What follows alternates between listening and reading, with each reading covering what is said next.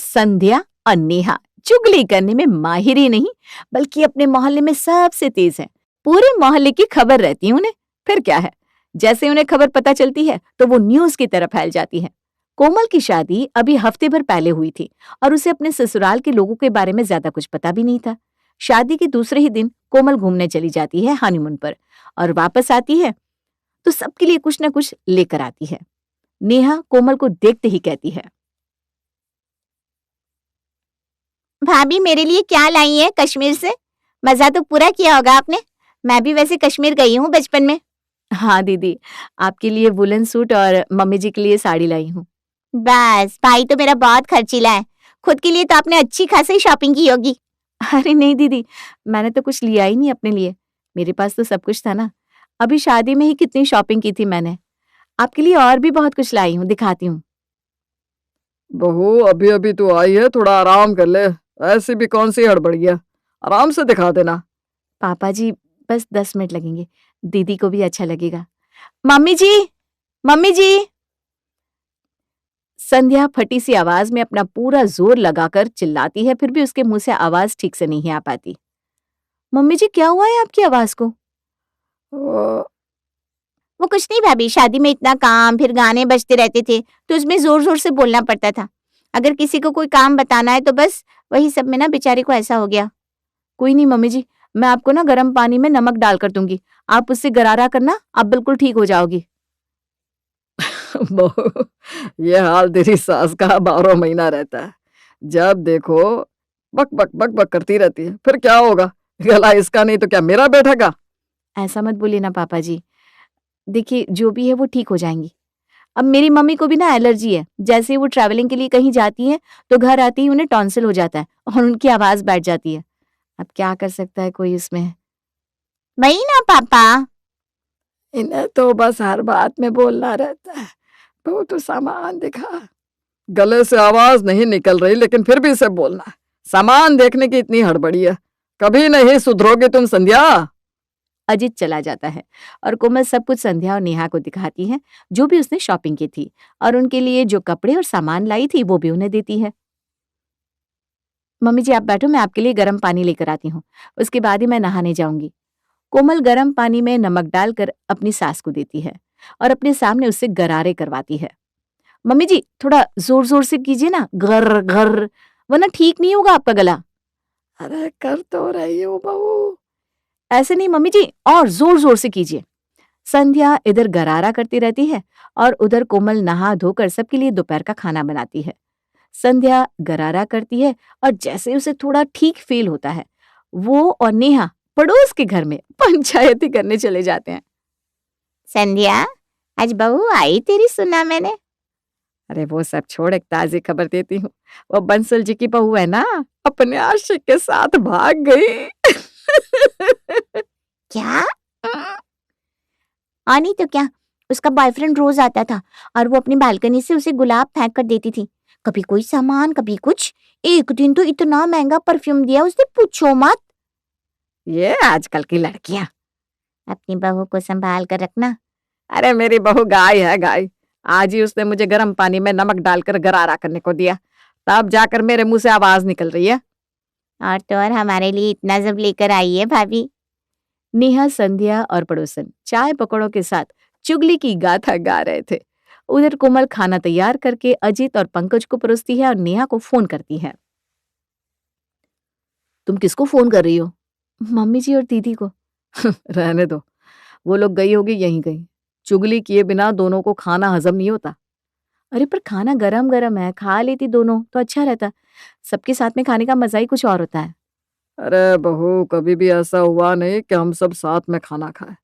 तेरी सास को खाने से ज्यादा चुगली पसंद है, उसका गला कैसे ठीक होगा?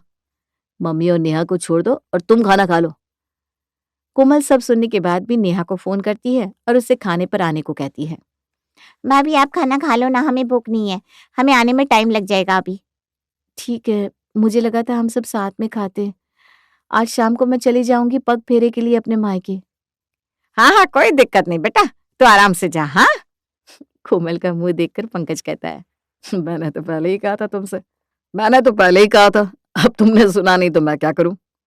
तुम्हारी सास एक वक्त खाना खाए बिना रह सकती है, लेकिन चुगली किए बिना नहीं। वैसा ही उसने नेहा को भी बना लिया है। हाँ पापा जी, वो तो देख रही हूं मैं। कोमल खा पीकर सो जाती है। तब जाकर नेहा और संध्या आती है। संध्या आते ही कोमल को आवाज देती है। कोमल संध्या की आवाज से तुरंत उठकर आ जाती है। क्या हुआ मम्मी जी? गरम पानी में नमक दे दे बहू, एक जरा आराम नहीं हुआ। पता नहीं कैसा दिया तूने। मम्मी जी, मैंने तो वैसे ही दिया जैसा देती हूँ। कोमल रसोई में जाती है और सोचती है, अपनी मम्मी को भी तो मैं यही देती थी, फिर पता नहीं क्या हुआ। मम्मी जी का प्रॉब्लम ज्यादा होगा। मम्मी जी को ना सेंधा नमक देती हूँ पानी में डालकर। कोमल अब की बार गर्म पानी में सेंधा नमक डालकर संध्या को देती है। मम्मी जी, आप ना इससे गरारा करो, अब की बार आपको बहुत फर्क दिखेगा। ठीक है बहू। संध्या गरारा करती है और उसे आराम मिलता है। आराम मिलते ही वो अपनी बहन को फोन करके अपनी चुगली की दुकान फिर से खोल लेती है। अब क्या बताऊं दीदी, पता नहीं क्या हो गया है, मेरा गला ठीक ही नहीं हो रहा। वैसे अपने मायके के बगल वाले घर का क्या हालचाल है? सुना है उनके घर में आग लगी पड़ी है।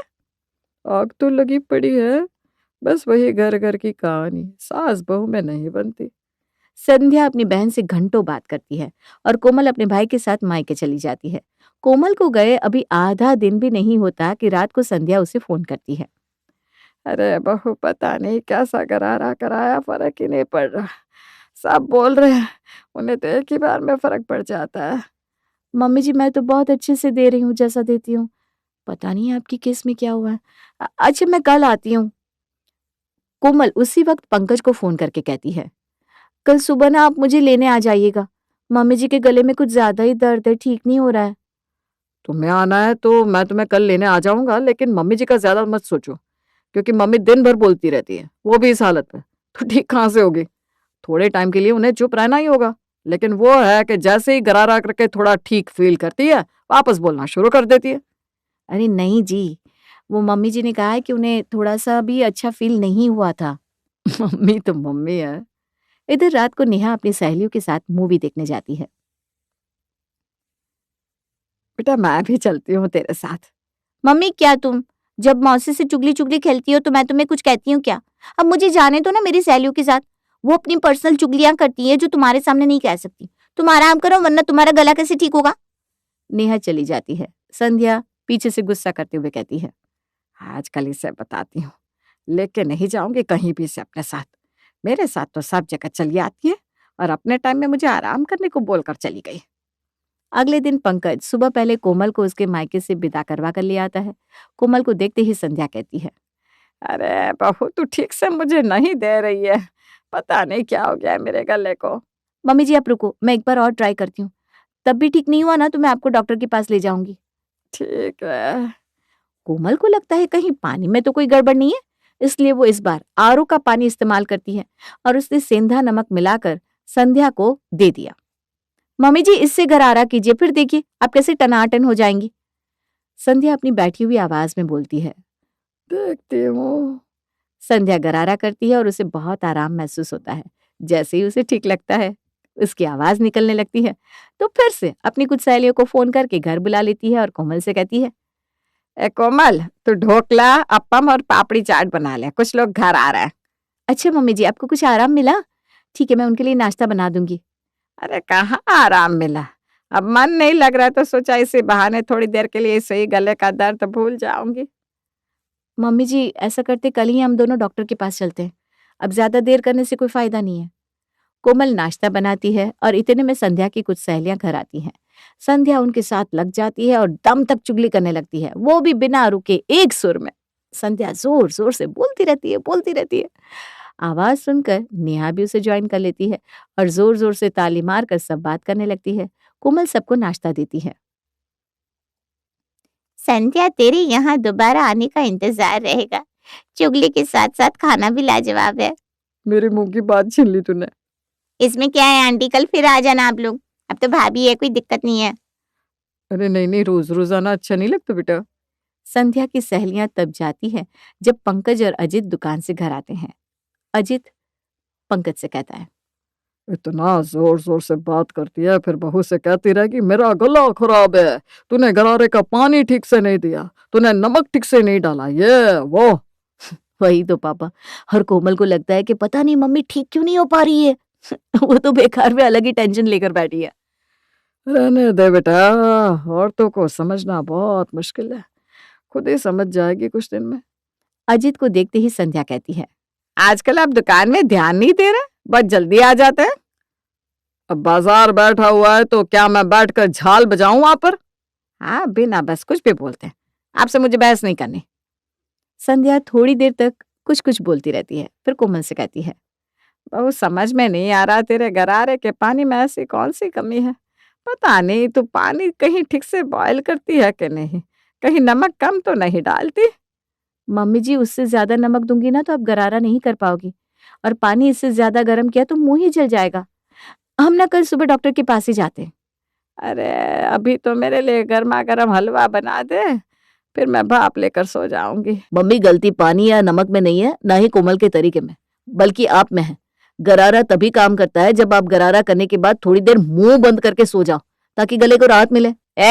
तू अपना मुंह बंद रख। बाप ने सिखा दिया और बेटा बोलने लगा तोते की तरह। अपनी बीवी को थोड़े काम क्या करने पड़ रहे हैं, खून सूख जा रहा है इसका, जैसे हमने तो कभी अपनी सास के काम किए नहीं। मैंने ऐसा कुछ नहीं कहा मम्मी। बेटा तुझे मना किया था ना कि मत बोलना। हाँ, अब तो बेटे को यही सिखाओगे। अजित और पंकज अब चुप हो जाते हैं, पर संध्या है कि चुप होने का नाम ही नहीं लेती। फोन लगाकर अपनी बहन से बात करना शुरू कर देती है और पंकज और अजित की चुगली करने लगती है। इधर कोमल खाना बनाकर सबको खिला देती है, फिर संध्या भी खाकर सो जाती है। अगले दिन सुबह पहले संध्या कोमल से कहती है, कोमल, गरम पानी में नमक दे दे। मम्मी जी ये सब छोड़ो, आप चलो मेरे साथ डॉक्टर के पास, और नेहा दीदी को भी साथ ले चलते हैं। नहीं, मैं नहीं आऊंगी आपके साथ, मेरा क्या काम है वहां। नहीं नहीं, आप भी चलो, वरना मम्मी को लगेगा मैंने उन्हें अच्छे डॉक्टर से नहीं दिखाया। अच्छा, चलती हूँ। नेहा संध्या और कोमल के साथ जाती है। कोमल डॉक्टर को अपनी सास की प्रॉब्लम बताती है। तभी संध्या कोमल को चुप कराते हुए कहती है, कोमल तू चुप कर, मुझे बोलने दे। वो डॉक्टर, मेरे बेटे की शादी थी और मैं अकेली बेचारी काम करने वाली, इतना शोरगुल रहता था घर में, उसे मैं काम करने किसी और को खाने के लिए बोलना पड़ता था, मुझे जोर जोर से बोलना पड़ता था, बात बात पर चिल्लाना पड़ता था। मम्मी, तुम मुझसे तो जब देखो काम करवाती रहती थी। भाभी की साड़ी मैं ही बाजार जाकर ले आई थी, वो भी लास्ट मिनट पर। और तो और डॉक्टर ये सब सुनकर समझ जाते हैं कि दिक्कत गरारे में नहीं है, इन दोनों माँ बेटी में है। अपनी दोनों भवें ऊंची करके डॉक्टर कहता है, ये सब बातें आप दोनों घर पर कीजिएगा। हाँ डॉक्टर, अब देखिए मुझे पूरी बात बताने दीजिए, तभी तो आप दवाई दे पाएंगे। मैं समझ गया माँ जी। इतने में ही नेहा को मोहल्ले की एक औरत का फोन आता है और नेहा वहीं डॉक्टर के चैम्बर में ही बात करना शुरू कर देती है। क्या वो शर्मा जी की बेटी ससुराल छोड़कर वापस आ गई? हाय, वही ना, जब देखो उनकी पत्नी मुझसे कहती रहती, बेटा कब करेगी तू शादी। आज देखो अपनी बेटी वापस आकर बैठ गई ना। उसकी तो शादी की थी ना 20 साल में ही। ला ला, मुझे फोन दे नेहा, क्या हुआ मुझे जानने दे।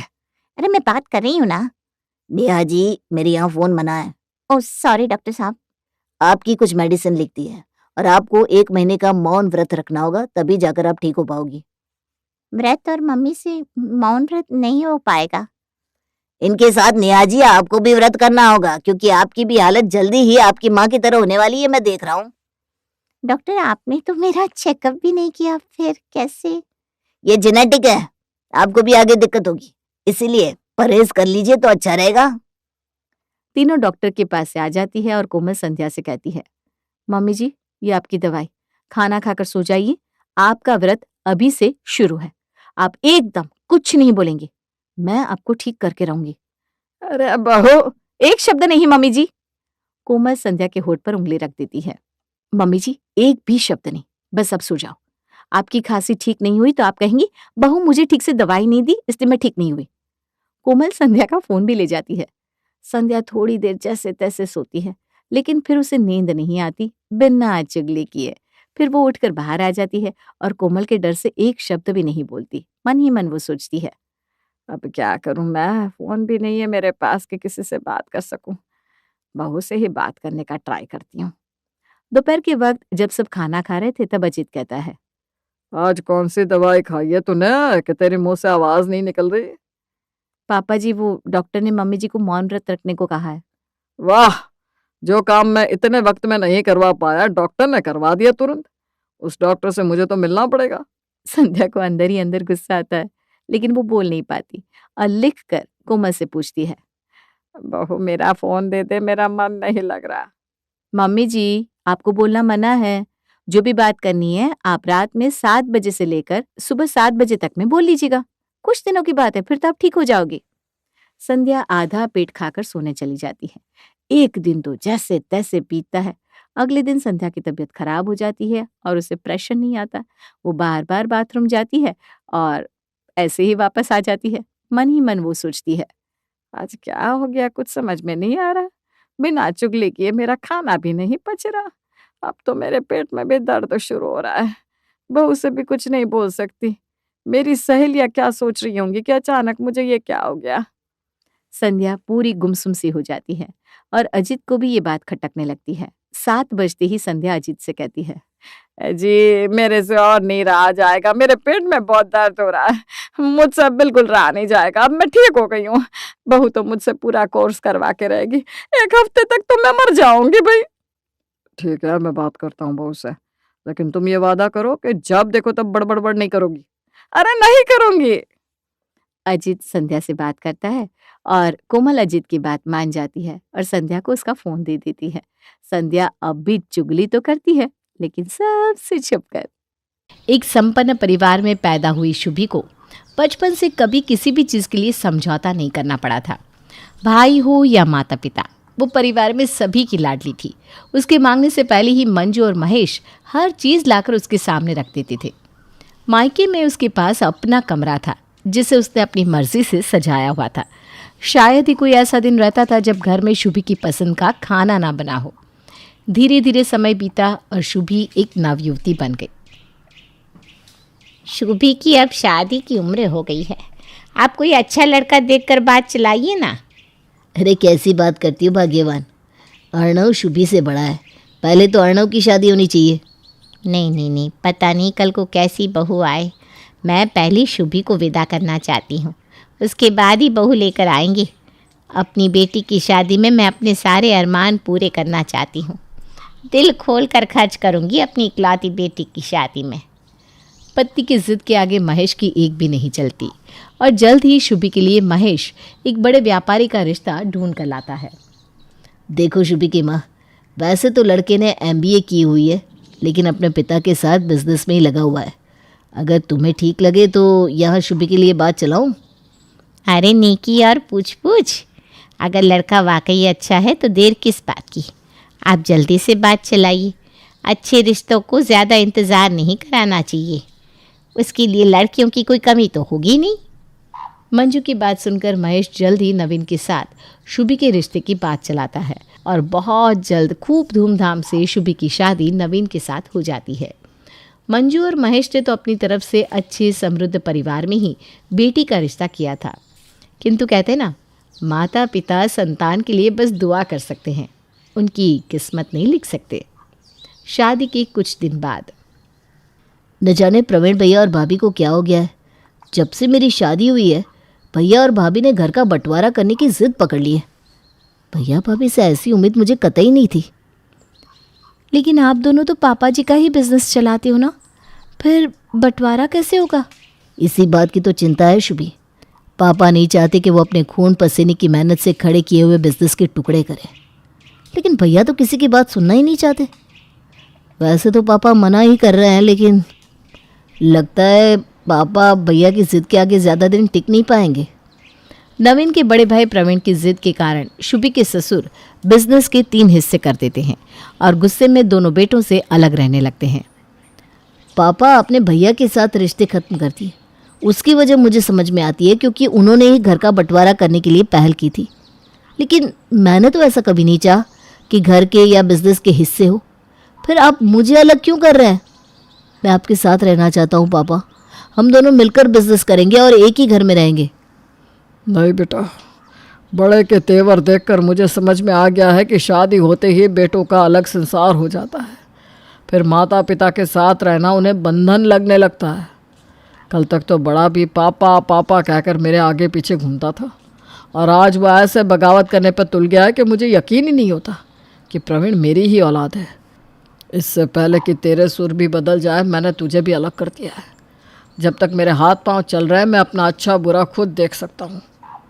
बेटा, जिस दिन हाथ पैर चलना बंद हो जाएंगे ना, तो चुपचाप किसी वृद्धाश्रम में जाकर भर्ती हो जाऊँगा।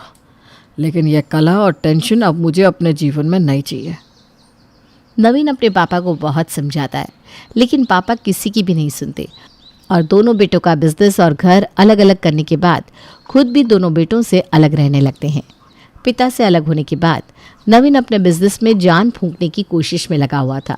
वो दिन रात मेहनत कर रहा था, लेकिन न जाने बिजनेस को किसकी नज़र लगी थी कि दिन पर दिन बिजनेस घाटे की ओर ही जा रहा था। इसी बीच गुजरते समय के साथ शुभी भी एक बच्चे की माँ बन गई थी।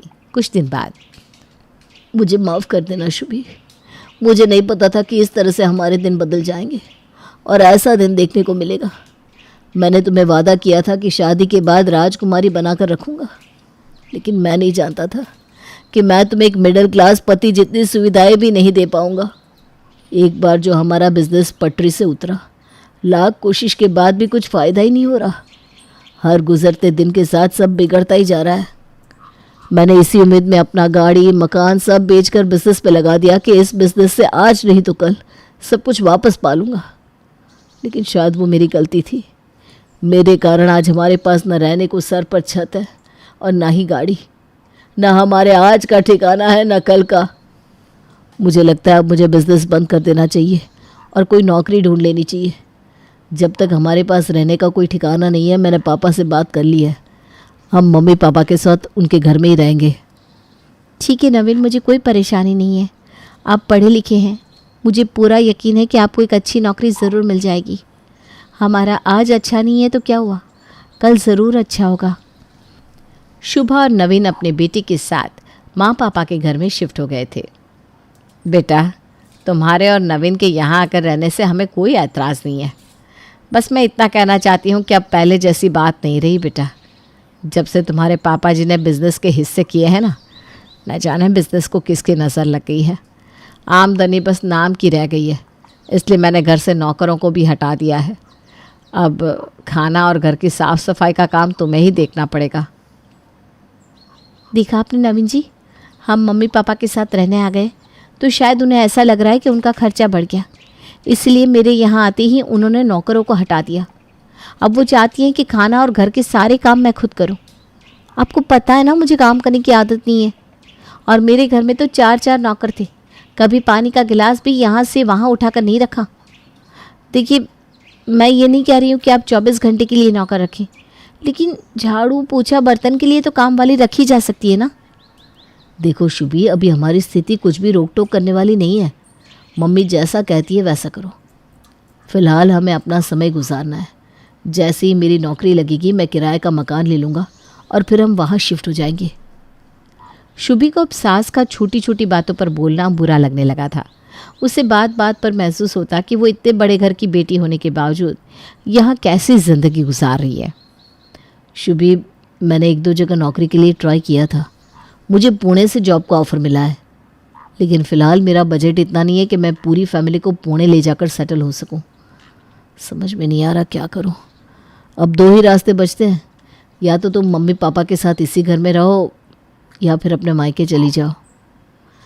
देखो नवीन, तुम्हारे बिना यहाँ अकेले मैनेज कर पाना मेरे लिए बहुत मुश्किल होगा, और ससुराल में सबसे बड़ा सपोर्ट पति ही होता है।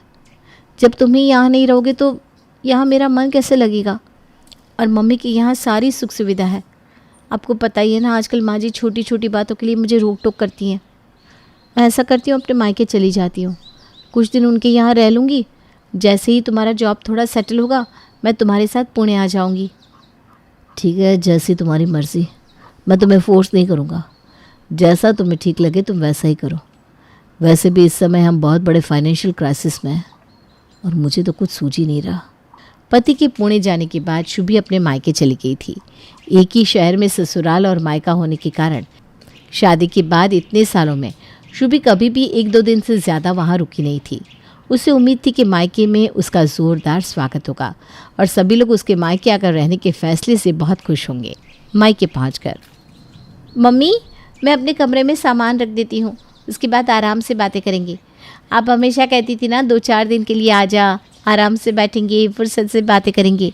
तो लो, अब मैं 2-4 दिन के लिए नहीं 5-6 महीने के लिए आपके पास रहने आ गई हूँ।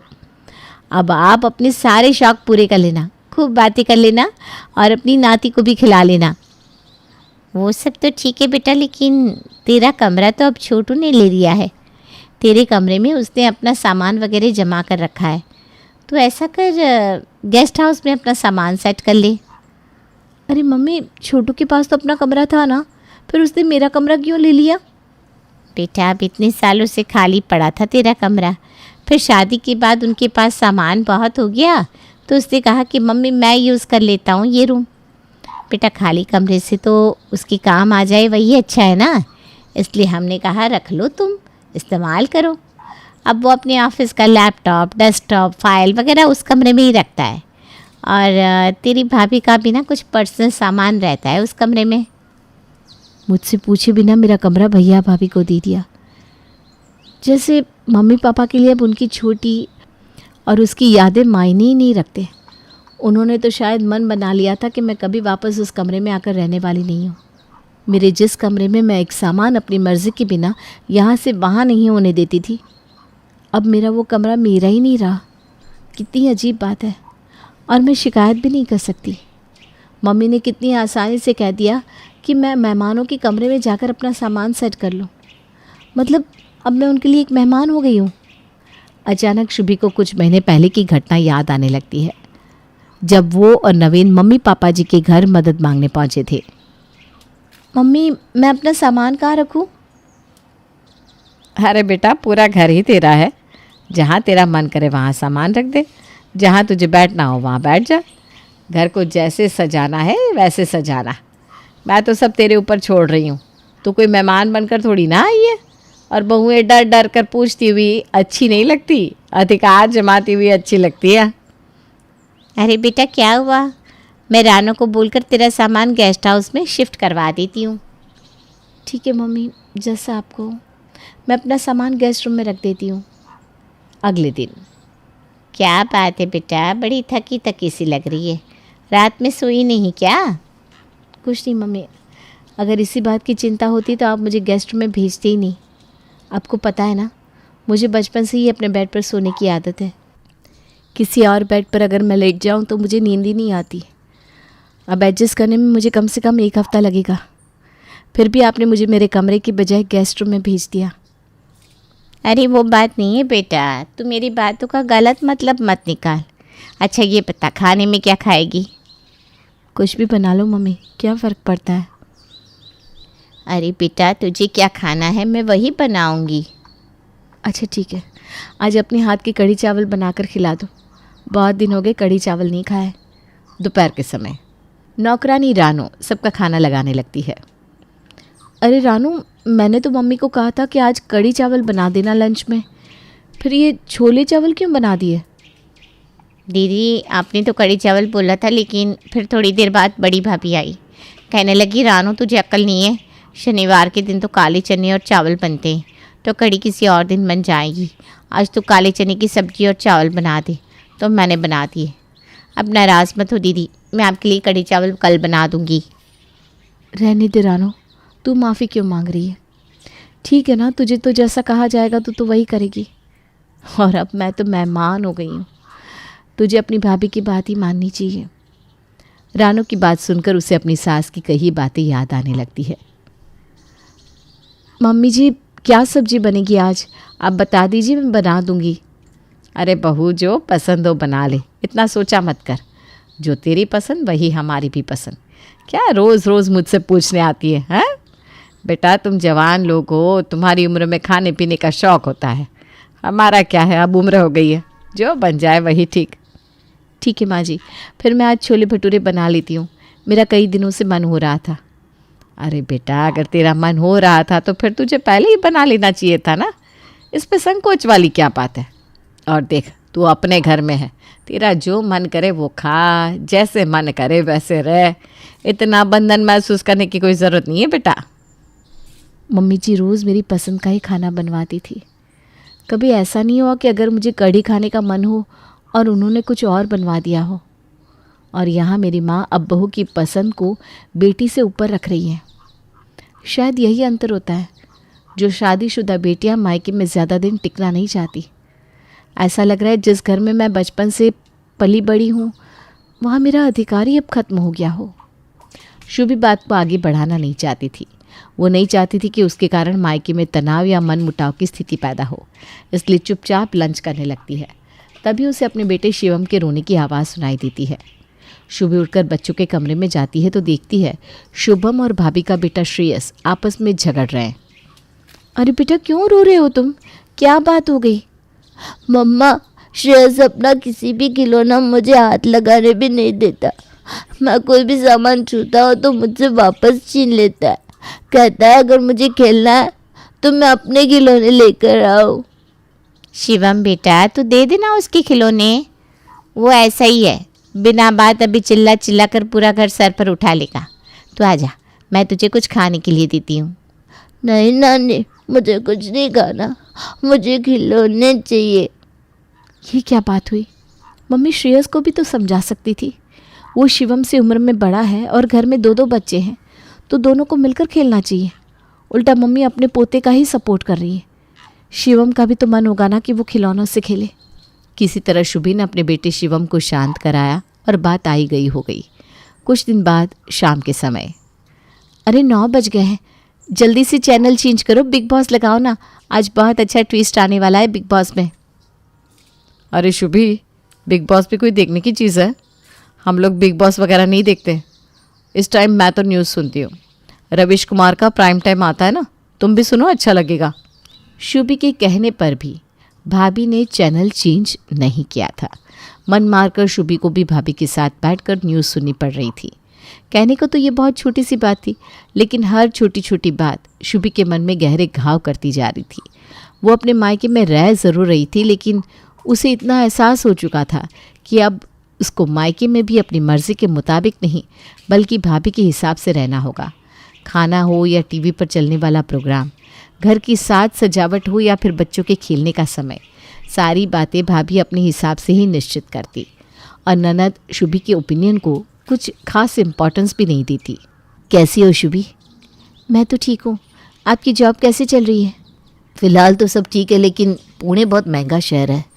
यहाँ पर तुम सबको, यानी तुम दोनों को लाकर सेटल होने के लिए अभी थोड़ा समय और लगेगा।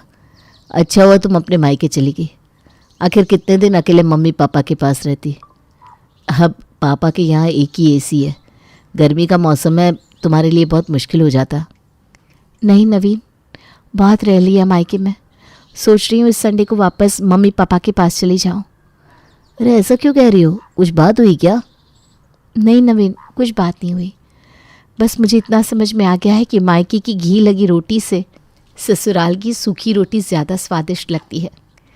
हाँ, मुझे समझने में थोड़ा वक्त ज़रूर लगा, लेकिन अब बहुत अच्छे से समझ में आ गया है। मुझे पूरा यकीन है कि मम्मी जी पापा जी मुझे किसी भी तरह की तकलीफ़ नहीं होने देंगे। तुम आराम से अपनी जॉब करो, चिंता की कोई बात नहीं है, मैं वहाँ मैनेज कर लूँगी। मायके में मेहमान बनकर रहने से अच्छा है कि मैं अपने ससुराल में हक और धौंस के साथ खुशी खुशी रहूं। शुभी को तो ये बात समझ में आ गई थी, लेकिन क्या आप शुभी की बात से सहमत हैं? क्या वाकई ससुराल की सूखी रोटी मायके की घी वाली रोटी से ज़्यादा स्वादिष्ट होती है? अपनी राय हमें ज़रूर बताइएगा।